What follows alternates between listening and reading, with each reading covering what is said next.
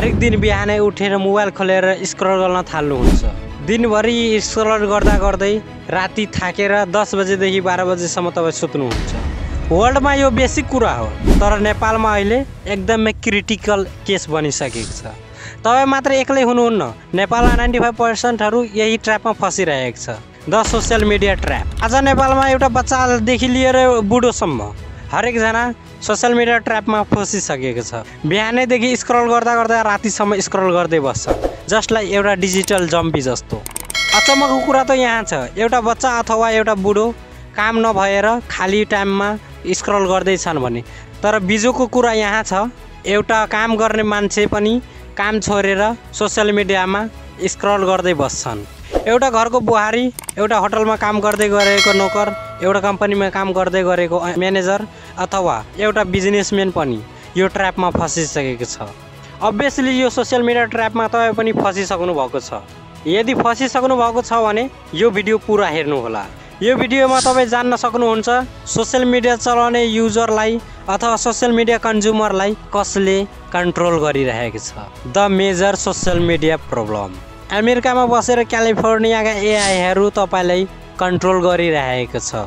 तपाईँको हरेक मुभ हेरिँदैछ। तपाईँ आज के गर्दै हुनुहुन्छ हरेक कुराको डिटेल छ। तपाईँ कति बेला खुसी हुनुहुन्छ, कति बेला दुखी हुनुहुन्छ, कति बेला इमोसनल हुनुहुन्छ, हरेक कुराको इन्फर्मेसन छ। इभन तपाईँलाई कुन कुरा मनपर्छ, कुन कुरा मन पर्दैन भन्ने कुरा पनि उनीहरूलाई थाहा हुन्छ। अब यी कुराहरू सुनेपछि तपाईँको शरीर श्रृङ्ग हुन्छ। यस, अभियसली यो कुरा सुनेर मलाई पनि भएको थियो। यसलाई एउटा इक्जाम्पलदेखि बुझौँ। एउटा विदेशी केटी एउटा डेटिङ एप्लिकेसन युज गर्दै थियो जसको नाम हो टिन्डर। यस, यो टिन्डर युज गरिरहेको बेला त्यति बेला उसलाई अनुभव भयो कि मेरो पर्सनल डिटेल लिक भएको छ। एन्ड देन उसले टिन्डर टिमलाई एउटा मेलद्वारा रिक्वेस्ट पठायो कि मेरो जे जति डाटाहरू तपाईँसँग छ त्यो मलाई दिनु भनेर। एन्ड देन तपाईँ अहिले हैरान हुनुहुन्छ। जस्ट त्यो केटी मात्र 3 महिना टिन्डर युज गरेको थियो र तपाईँ सोच्न सक्नुहुन्न त्यति सङ्ख्यामा त्यसको डाटा कलेक्ट गरेका थिए टिन्डर टिमले। Yes, that number is 1 trillion data. यो जस्ट अनइमेजिनेरी लाग्न सक्छ, तर यो वास्तविक हो। अब तपाईँ त्यो केटीलाई आफूसँग कम्पेयर गर्न सक्नुहुन्छ, किनकि त्यो केटी मात्र 3 महिना एउटा डेटिङ एप युज गरेको थिए, तर आफूलाई तपाईँ हेर्नुहोस्, तपाईँ कयौँ महिनादेखि पावरफुलभन्दा पावरफुल एप्लिकेसनहरू युज गर्नुहुन्छ। म तिनीहरूको नाम लिँदैन, तपाईँ आफै बुझ्न सक्नुहुन्छ।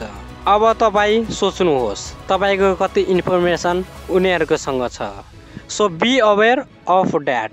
यो भिडियो हेरेर यदि तपाईँ समझदार हुनुहुन्छ भने तपाईँ अवश्य आफ्नो स्क्रिन टाइम कम गर्नुहुन्छ वा स्क्रलिङ टाइम कम गर्नुहुन्छ।